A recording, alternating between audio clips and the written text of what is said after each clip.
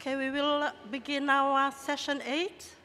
So it's Bulavinaka, Talofalava, Maloelele from the Diocese of Polynesia. So we are represented by the two beautiful ladies sitting here, Ms. Quandolita, Reid-Enari, and Reverend Dr. Eseta Mateiviti-Tulavu.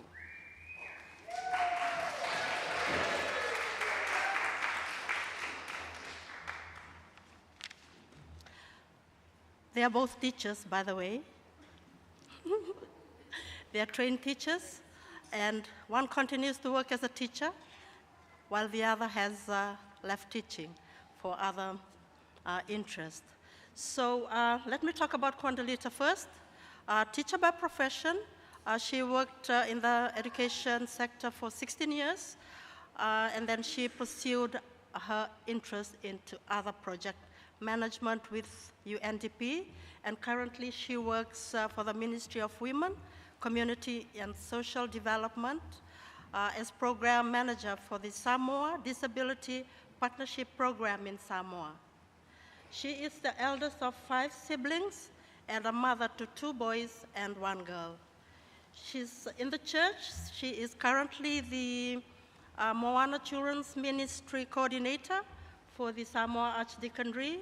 She's also the treasurer for the Samoa Association of Anglican Women, and she's lay synod rep and a member of the All Saints Samoa Vestry. Dr. Eseta, you can find on page 6. There's a good explanation of Dr. Eseta that's written there. She's chaplain, Tokoni, and lecturer at the Anglican Church in Aotearoa, New Zealand, and Polynesia. I'll tell you some more things that's not in there. Well, you can read that she has a PhD, an MA, STTC, postgrad diploma in theology, and a BA, which she attained in the University of the South Pacific in Fiji. She is the eldest of 3, 2 brothers, and she's the only girl, and she's mother to 2 girls and a boy. Reverend Eseta has been residing in New Zealand for more than 10 years, since she came to do her master's and her PhD, and she has stayed back in New Zealand to assist at the college. I will now request Ms. Quandolita Reid-Enari to take us through Weaving Success, a Samoan ideology.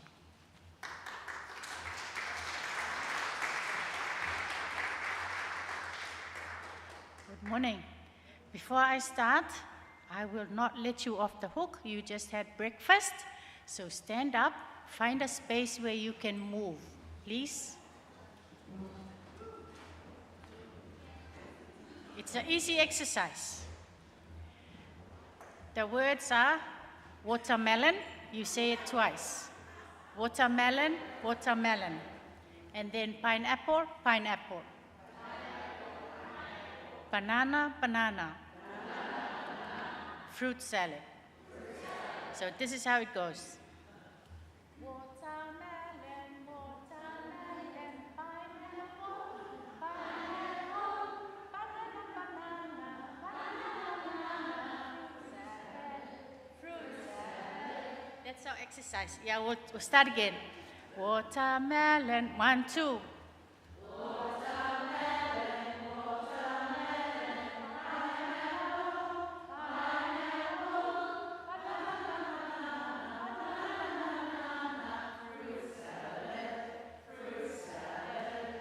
Thank you. You can sit down now.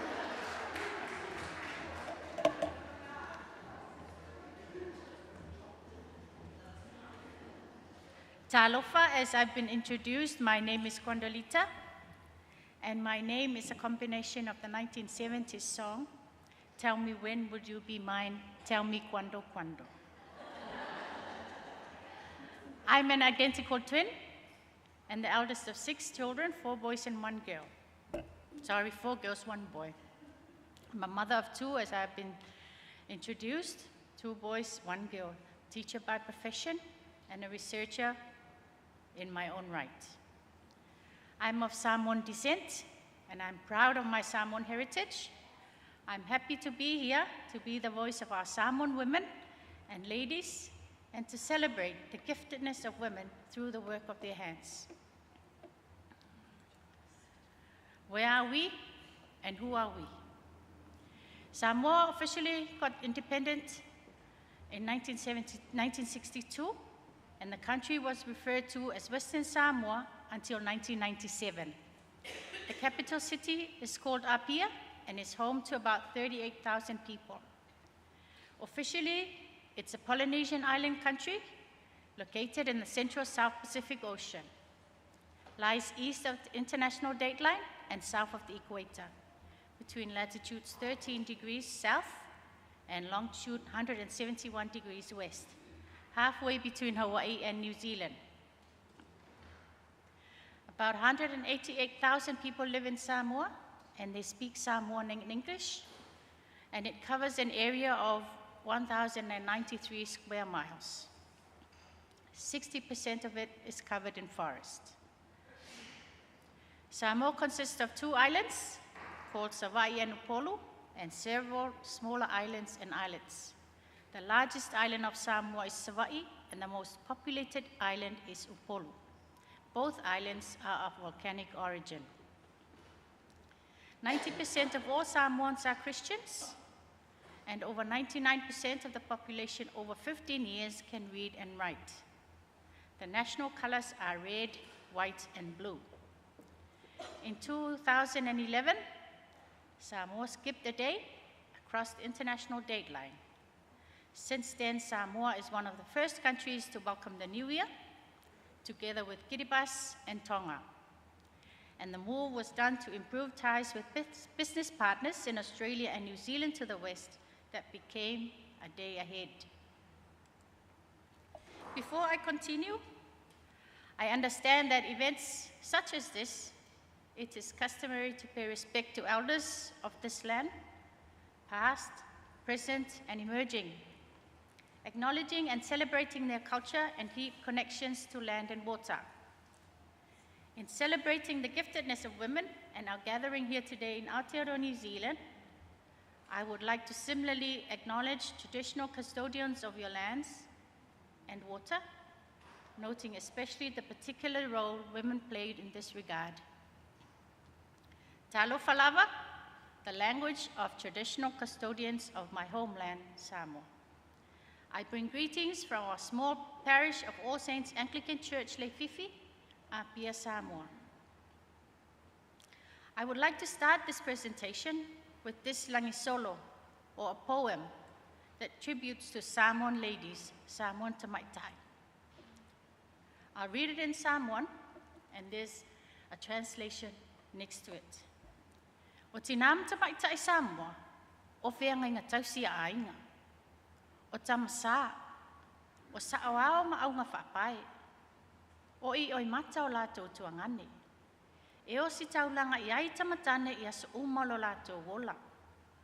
O tinama Tamaitai Samoa, o tongi ola mo lātou ainga ma le atu nuu. E whaamoe moe I ai se to manga whaaola.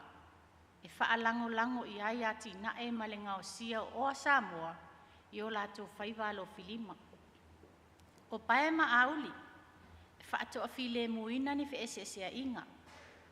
O to ala whanau o ainga, o nuu e ka le sia ma le atu nuu atoa. E lātou te whaaua wina lai nau ngafa ma se o tanga o tangata. E whananau mai le lalolangi mo lātou toki. O pine o le whaaeina, e o lātou whaasinomanga. Ma o suli o suafa ma ele, o oni pēnina tau tele.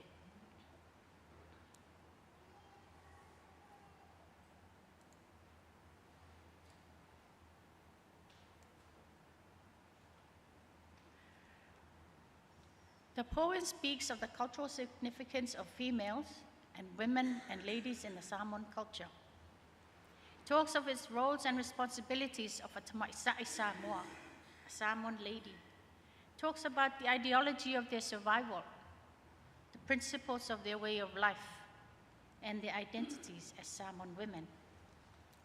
This will set the pace for this presentation, focusing on the cultural and traditional roles and responsibilities of the Samoan lady, or the woman, the maiden, and the female counterparts. I would like to firstly apologize for this presentation, as it is based on the culture, Samoan culture. Much of the language will be the use of Samoan proverbs and sayings to recount, narrate, communicate, share, and connect the theme and the work of women in Samoa. Today's presentation is titled Weaving Success, a Samoan Ideology. The work of the women brings success and achievement for the family, village, and the church. The presentation is in fourfold. 1, looking at the theme for this hui, many hands make light work. How is this related to me, my culture, and my being a female, a lady, a woman, and a mother? 2, I will share the status of women in Samoa. Where are women in the social status, social standing of Samoa? How are they perceived in everyday lives? How are we transformed? How are we respected? Who are we in our country and our culture? Thirdly, I will speak of the giftedness of women through the work of their hands. Hands that keep families, villages, and church together. Hands that support families, villages, and the church. Hands that produce and nurture new life. And hands that heal, the skills and the talented hands. And I will finish off with a short story of my life. Guidance for this presentation is derived from the Iatonga, or the fine mat ideology, using the fine mat as an analogy. The Iatonga is a specially finely woven mat that is an important item of cultural value in Samoa, commonly referred to in English as fine mat. The Iatonga are never used as an actual floor mat in the Western sense, but it functions only as an item of cultural value. They are considered the most precious item in ceremony and gift exchanges in the Samoa. They represent most of the traditional wealth of Samoan families. Iatonga are valued by the quality of the weave and the softness of the shine of the material. They are made by women and form an important part of their role, their identity and skill in the community. It is a highly prized treasure, or ta'aonga. In Samoan customs and way of life, it is important. It is reflected in the names given to it in our Samoan society. It is called Ia le Fa'alelenga, or the cloth of reconciliation. The Iatonga is used to settle disputes and conflicts, to reconcile with the victim's family or between villages. It is also called Pulo'oleola, or shroud of life. When you are covered with the fine mat, you are saved. Despite whatever wrongs you have done, when one is covered with the fine mat and accepted by the victim's family, you live to see the light of day. Lafitanga o le wanga sala, the shield of the sinner. The Iatonga is used to seek forgiveness. This illustrates the different hats and the many works by the women in fulfilling their roles and responsibilities as a Tamaitai Samoa. Like the fine mat, women are highly prized, precious and respected in Samoan society. They are our taonga, our prized treasure. The fine mat itself is a symbol of life. It is sacred, restores peace, and is offered to settle disputes and conflicts. The Iatonga depicts, portrays, shows, illustrates, and represents the life of a Samoan Tamaitai. The small squares, the designs, or the fiber, represents the people, the women, who weave and tie together these small squares and raise the fabric. This represents the role and characteristics of women to keep and remain in the fabric of covenant. It is the collaborative work, united, our unique mission, and power we get from one another, the designs of their hairs. The unwoven fringe on the hanging fiber pays tribute to the many roles and responsibilities that are associated with the women, the never-ending work of their hands, the interwoven characteristics of their being human. The strips of feathers, or we call it the ula, is a display of the colorful work of the hands of women, the feathers that flock together, the togetherness of the hands that make the work and get things done, the different but connected inputs, contributions, support, skills and talent offered for the different callings they have been called to serve. In admiration of a completed woven fine mat, it is publicly acknowledged with the phrase, "Sa'o fa'alalilei."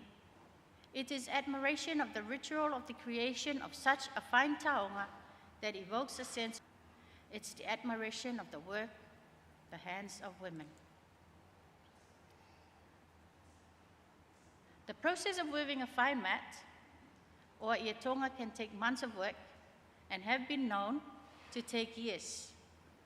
The completion of a tonga can involve a public celebration and presentation with the women parading and displaying their fine mats for all to see. Weaving a fine mat is the work of female members of the family and villages. A tonga is hand-woven with great skills, with fibers so fine that it could take months or years to complete. The theme, "Many hands make light work," or in our language, in the Samoan context, covers thematic, proverbial, and idiomatic expressions. The hand is the most frequently symbolized part of the human body. It gives blessing. It is expressive. Thematically, its connection is not only the hands that are involved, it's the whole being. And light in this thematic expression means easy. So the strength does not come from one person alone. It comes from many beings working together. Further, it connects to one of the proverbs, Te leo sulu e mawai fi ngota. Sulu in this expression is hands, eyes, beings, working together to get more fingota or more seed delicacy. And with all available hands putting their ideas and skills together into good use, the burden or work becomes lighter. Proverbial or familiar or well-known expressions that speak of the tasks that are large becoming easily completed or done when everybody helps out. When people share the workload or a task, it is done easily. Similarly, when you work alone, you do so little, but working together, you can achieve so much. One of the proverbs, it looks at paddling and canoeing. Samoans are known as tangata folau, or sea voyages. Similarly, we can reach our destiny quicker when we paddle together. The idea that a grand task is made easier by many hands, shouldering the same burden. Similarly, people coming together for a cause to protect someone or a precious asset. People unite in the face of hardship, difficulty, and adversity. Idiom or sayings and phrases speaks of challenges encountered, but will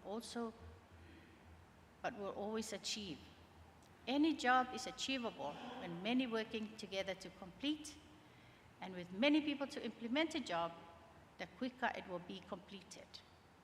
The many people that work together provide strength.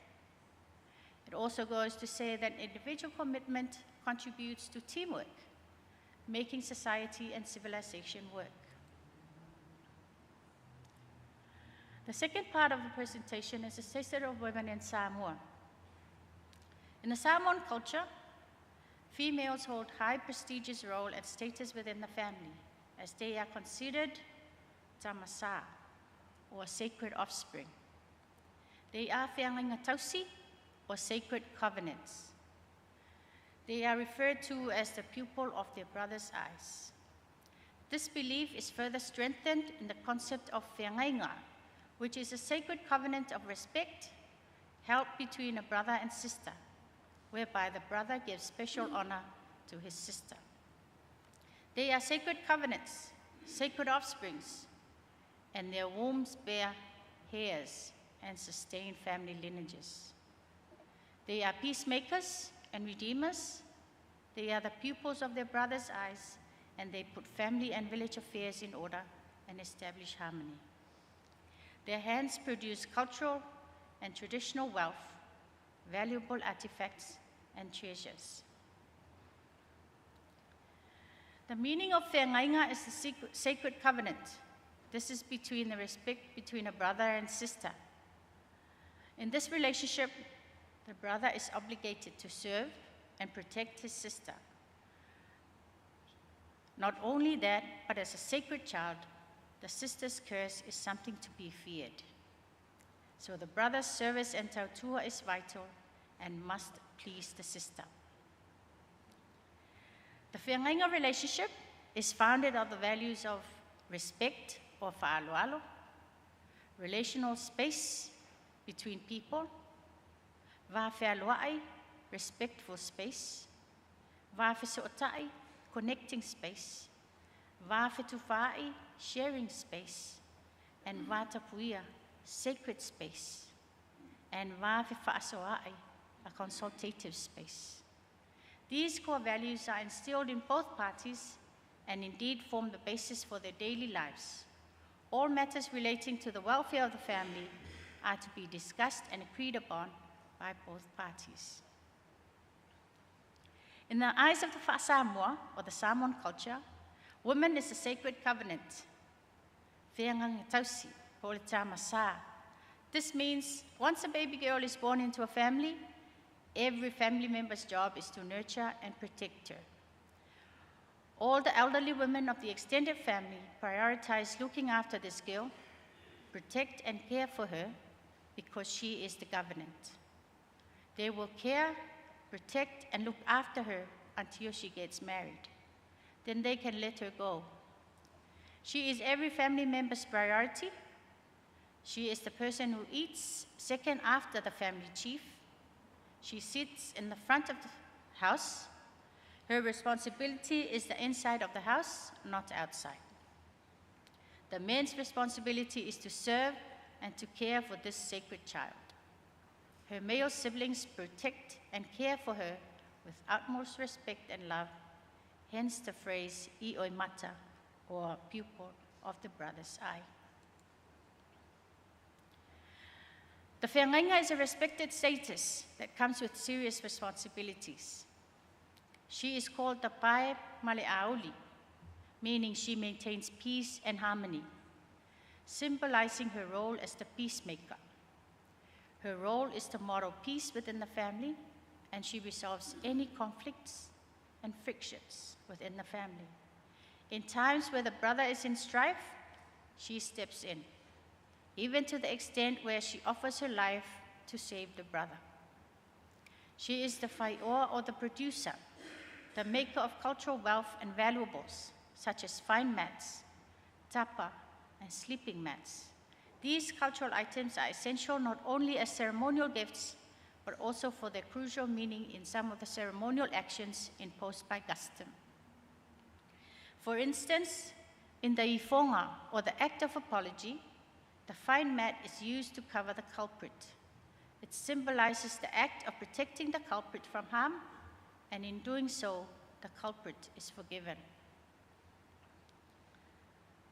To add to these responsibilities, the sister's role as tausala has two different meanings and in different scenarios. One meaning refers to the sister's role as the redeemer, the price of payment for families' indecent or unlawful act, while the other meaning denotes her dignity and the way that the Whiangainga carries the honor of her family. It is in this role that she has to maintain her purity and virginity. Otherwise, she will bring shame upon the whole family. The sister in her role as tausala is also given the honor of concluding all ceremonial activities. All these strengths are brought together in the Samoan saying, "E aulei na ilawa te maitai," meaning women can do anything.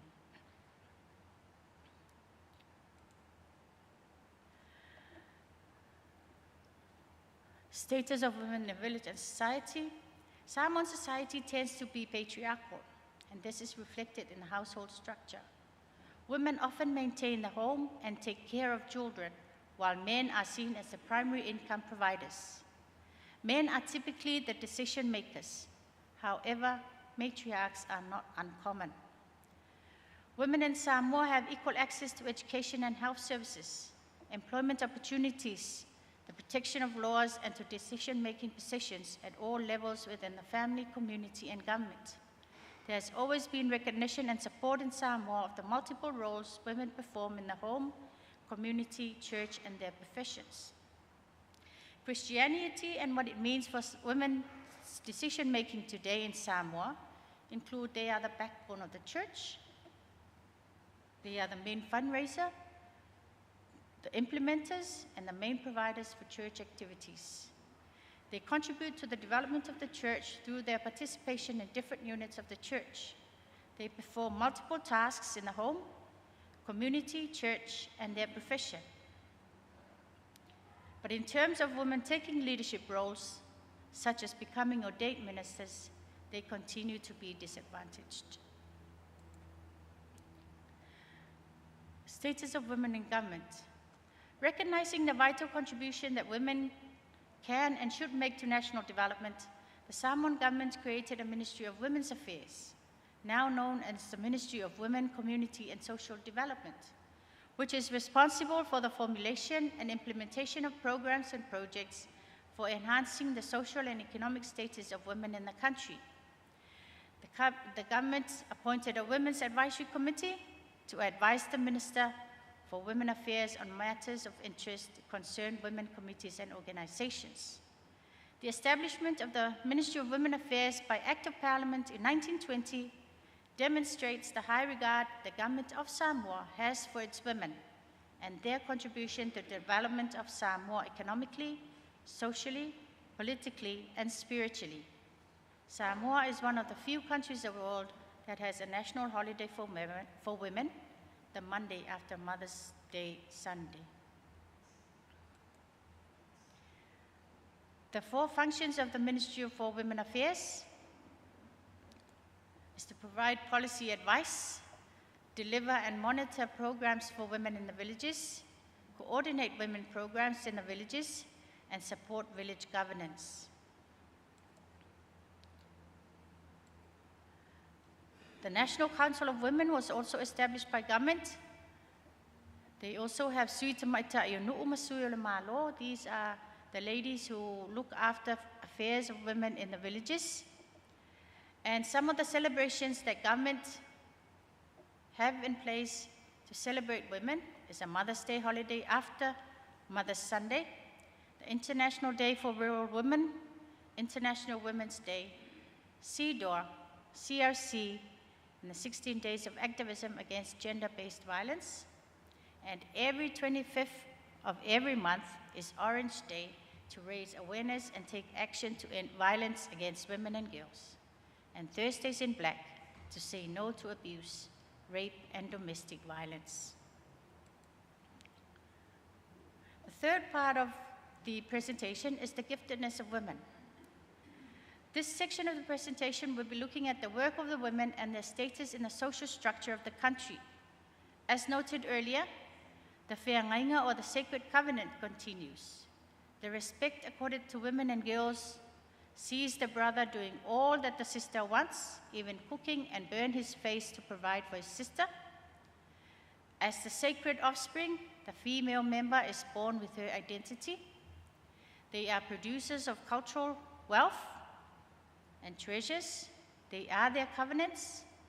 The brother protects her even with his life. And they are the peacemakers, the ones putting family and village affairs in order, and they model harmony. In the same way, the giftedness of women, hands that keep us together. The hands that are committed, and the hand that is most frequently symbolized as part of the human body. Hands that are responsible for life, the many ideas and talents put together with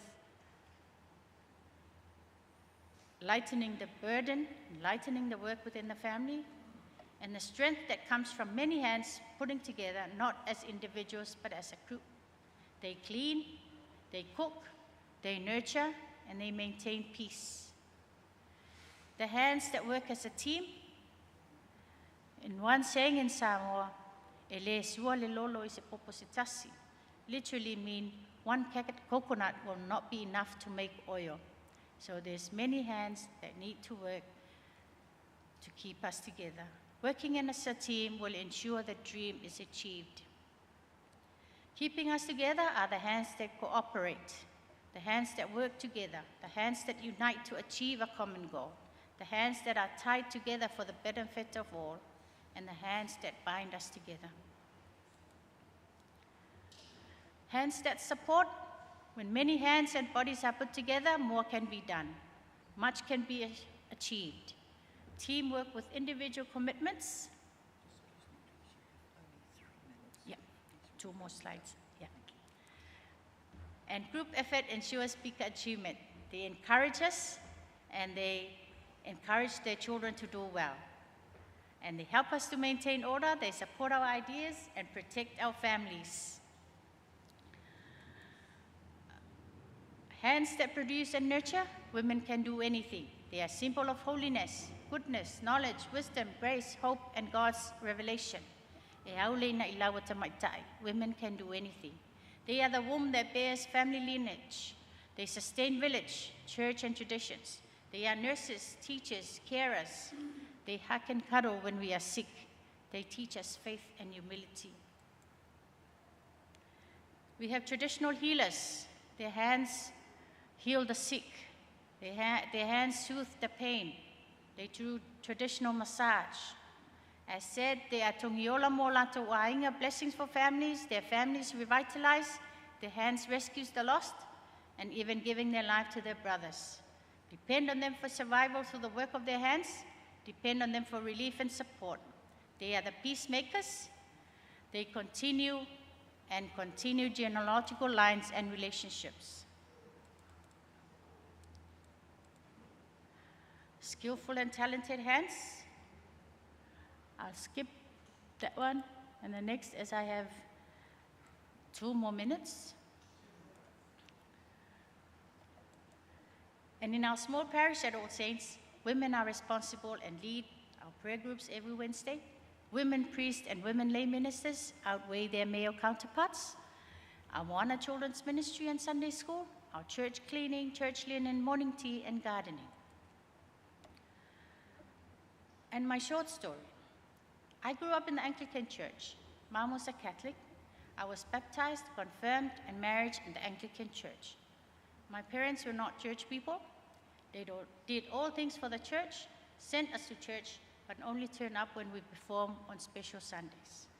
Turning point was when my dad got into an accident, and from then on, they have not turned back. Dad became a lay minister, and Mom is now our fierce prayer warrior. My being here is through the work of the many hands that have shaped me to who I am and what I am today. What I am today and who I have become, I owe to my family, my grandparents, my parents, my aunties, my uncles, my church family, and the many hands that nurtured, supported, and cared for me. I am the outcome of the proverb, it takes a village to raise a child. The many hands that have contributed to my upbringing, this is for you all. To conclude, I reiterate the precious taonga, the iatonga, the fine mat. Our precious treasure, our women, and the work of their hands to see their families, village, and church through its challenges. The many roles and characteristics of women in the fabric of covenant, significance and uniqueness of the fiber determines their worth, and the many roles and responsibilities of women and their hands put together to produce a unique result, and the colorful work of their hands. As noted in the earlier analogy, when we see the fine mat, we see the wonders of the work of women and the usefulness and the giftedness of their hands. To them we say, Sa'o, sa'o fa'alalilei, wamali'o, wamalie malo, sa'o, sa'o fa'alalilei, chususu. Thank you.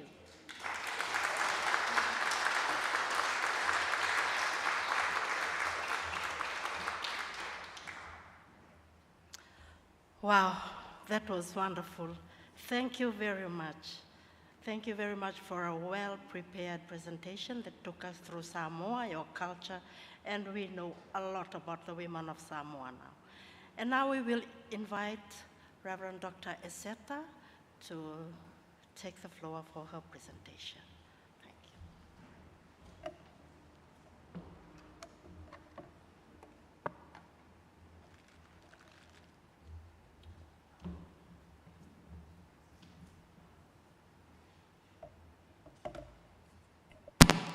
Tēnei te mihi nui kia koutou o wahine ma mō koutou I toro mai te ringa kia hau. He honore nui. Kia tuahau ki tēnei hui. I te tuatahi ka mihi au ki te mana whenua. Kia ora, I Samula Vinaka. I'd like to thank the Anglican Women's Studies Center for inviting me. It is an honor and a privilege to be part of this Women's Hui. It's been a busy weekend for me because I've taken my students to, for a retreat. So they are there with Levatong of Frank, and I brought myself back here, and then I would go back there. So it's a hectic weekend. With the theme of many hands, I decided to explore the topic from a Pacific point of view, titled Sautu, the flourishing of women through Solisolivaki, and an exploration into Exodus 1 and Exodus 2. I'm a Fiji, Solomon Islands woman whose grandfather left the Solomon Islands as a young man to work in Fiji during the indentured labor days, with the intention to look for his older brothers who were blackbirded or slave traded during the late 1880s. Being born to an Itoke or a Fijian mother meant that I'm a Vasu Itoke, whose mother is of the land. So I'm exploring this topic as a Fijian woman through Fijian woman theologian and developing an indigenous theology on the flourishing of women around the concept of Sautu, and from an indigenous woman's theological lens. So Sautu, what does it mean for us? The word Sautu literally means good, flourishing, plentiful, and well-being. So in this paper, Sautu as a term will be used across the board culturally, theologically, and symbolically to describe an indigenous knowledge base of how we know what we know and do what we do holistically. Sau reflects being imbued with mana.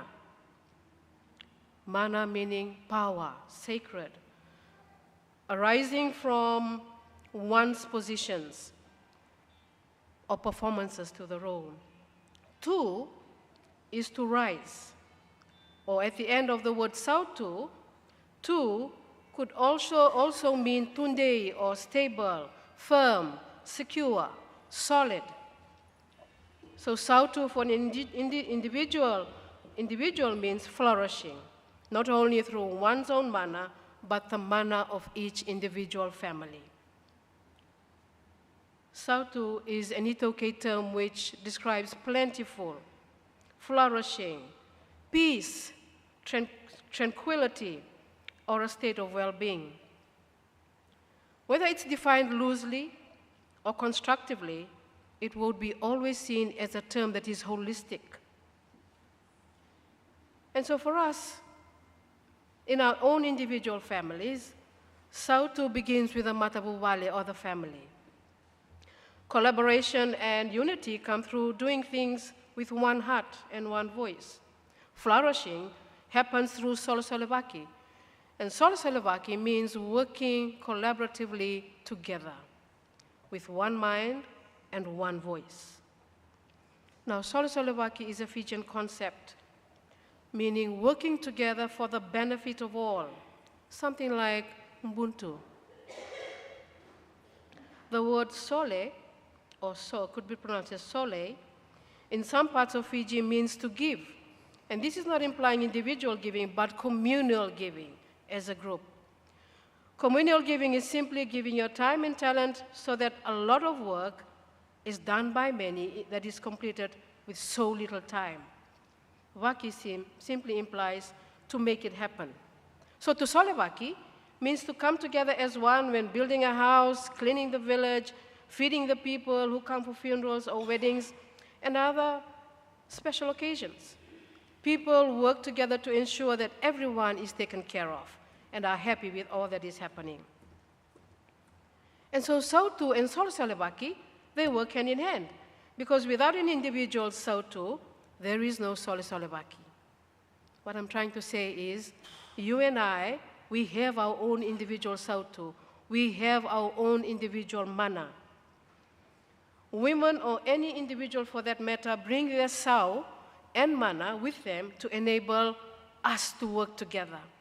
Without your Sau, without my Sau, without your mana, we cannot work together as women.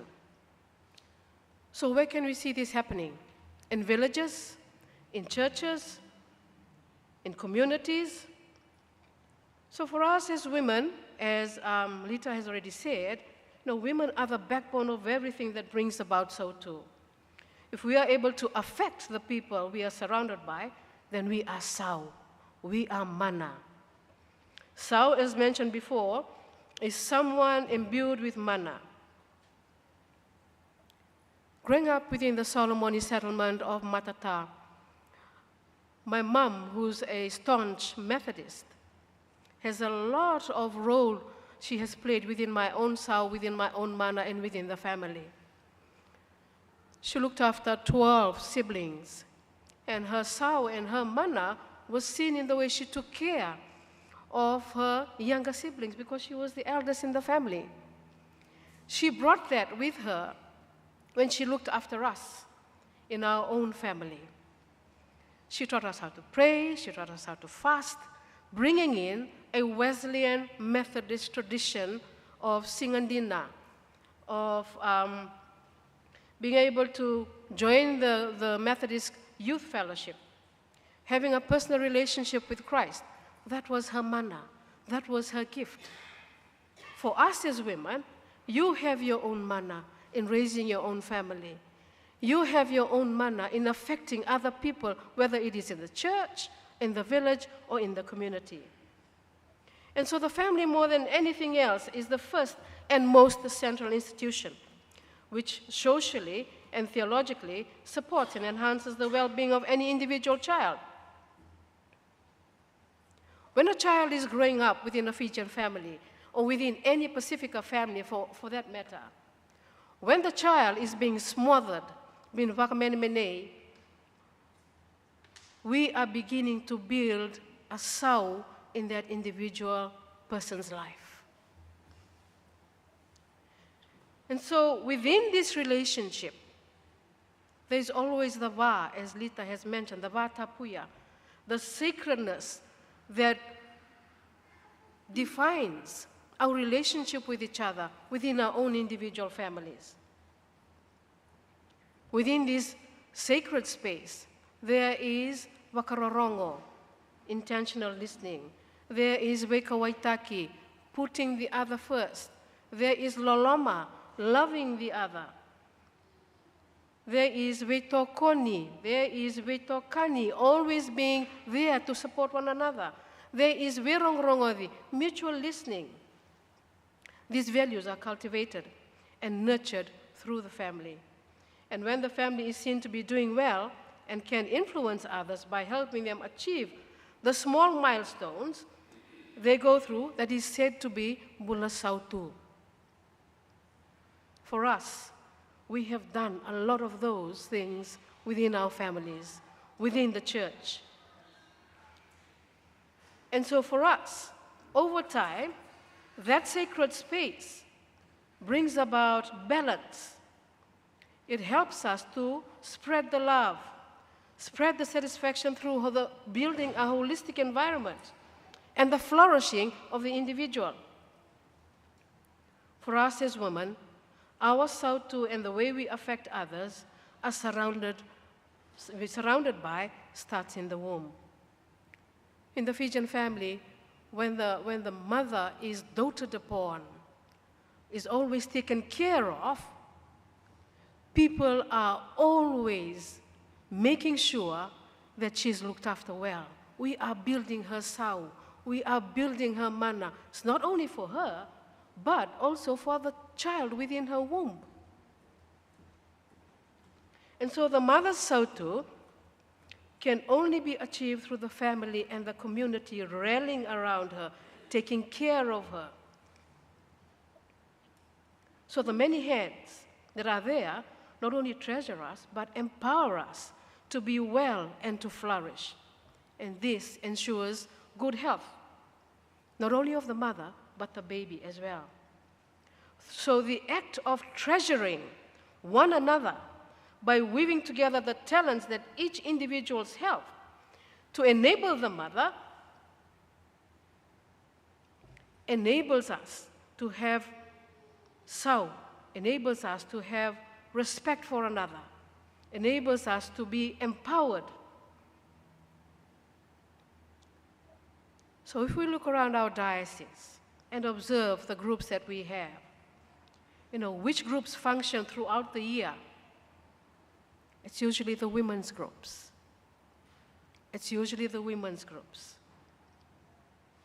Each individual woman have their God-given talents and gifts that they bring and use to contribute to the flourishing of the whole.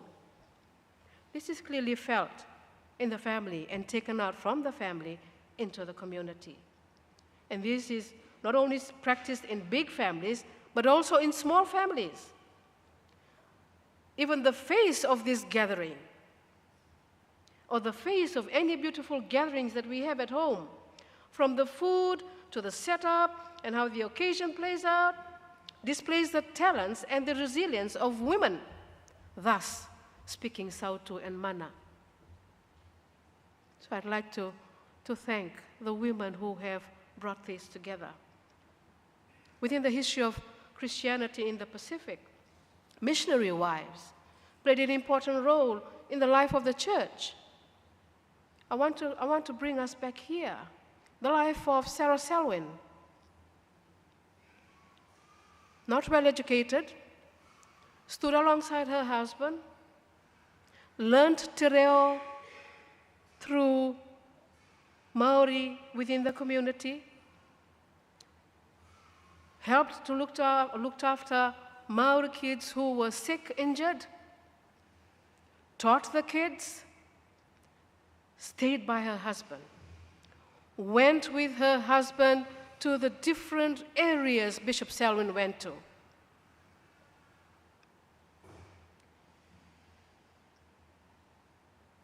But she could not do it alone, on her own. Who did she get the help of? Mrs. Cotton, Mrs. Dudley, and the maids. And throughout the different spaces that Bishop Selwyn began his mission, Sarah Selwyn seemed to have her own mana. And in the way she handled the people that she's surrounded by. Let's look to the scriptures. Looking at Exodus 1 and Exodus 2, I'm just going to highlight briefly the important events that involved courageous women which unfolded through this story. In chapter 1,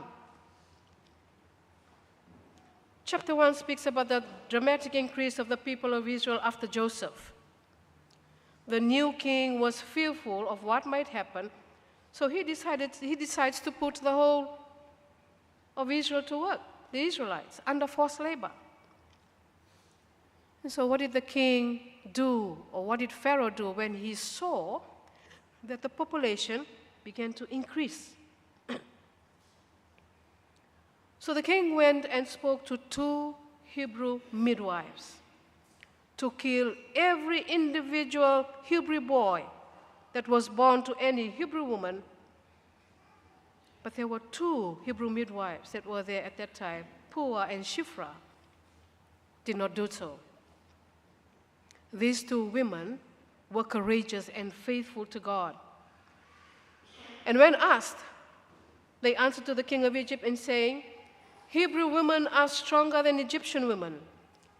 Before we could get to them, they had already given birth. And what did God do?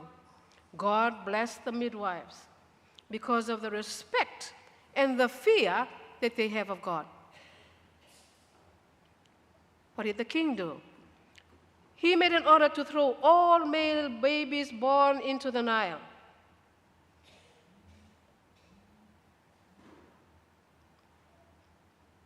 Chapter 2. A baby was born to a Levite woman. After 3 months, she had the courage to weave the basket within those 3 months and put this baby into the basket. Put it along the reeds so that it will float to wherever it would go. She felt that God would take care of that baby like the way he has always taken care of them, the Israelites. Who followed?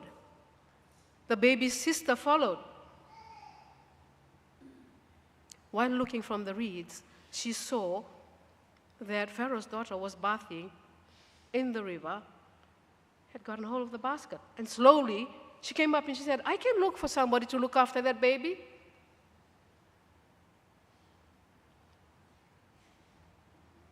There are few women's manna seen in this story that enabled the empowerment and resilience of Moses as a child and as one who became a great leader of Israel. Firstly, the 2 Hebrew midwives, poor or splendid, and Shiphrah, they feared God. They honored and respected God and made sure that they stay in line with God, who has saved their ancestors and disobeyed Pharaoh's command to kill every Hebrew boy. The second one, the mother of the baby. She had faith. She was empowered by God to weave that basket and decided to do what no mother ever thought of: how to save the baby. Number 3, the baby's sister, Miriam, one of the first women to have manna and sow, and one of the first women to be called a prophet. Exodus 15:20. She later played a part with her brothers in leading the Israelites to freedom, singing praises to God as they watched the Egyptians being swallowed by the Red Sea. Fourthly, Pharaoh's daughter. She had compassion. She had love, without whom Moses would not have survived the wrath of her father. All these women played an important role in the early periods of Moses' life. Each woman have their own manna and sow to enable the safe upbringing of the leader in that God-given space and time. So the sow of these women, or the sow and manna of these women, started from their ancestors, and how they have always trusted God to empower them in whatever situation they go through. This is a classic example of women playing their role, doing their part to enable the flourishing of a great leader who led the Israelites out of the oppressed, depressed, abused, overused, discriminatory situations that they have been through. These women had one thing. They understood the importance of relationships within each other, the importance of relationships they have with God. Being disrespectful and disobedient would be the last thing on their mind as Hebrew women. For Pharaoh's daughter, her sow too came through her upbringing as a woman who has been shown love and given love. This was seen through the compassion she had for the baby. So in conclusion, what does this mean for us as women? In my conclusion, our sow too as women starts from us. It starts from here, from the heart. Our flourishing and the flourishing of others around us is a great source of empowerment that aids resilience through challenging times. Sometimes, even we as women, we become stumbling blocks to the flourishing of other women because of negativity, and we fail to see the power we have when we come together as women. Our sacred relationships come through our culture, our relationships with creation and with God. And so this sacred space, Wa, or the Wa Tapuia, which is our sacred relationship, builds within our sacred space that informs boundaries, protocols, and how we relate to each other as women. The theme of this Hui, Many Hands, clearly relates to our talents, our skills, our gifts, our experiences, our knowledge, our understandings as individuals and as members of our respective tikangas. Through the many hands that we have come through, we can always create something new, something great. And this can happen through caring and nurturing, as Lita has already mentioned. This can happen through embracing each other as women and building intentional, positive, responsive, and great relationships. Thank you.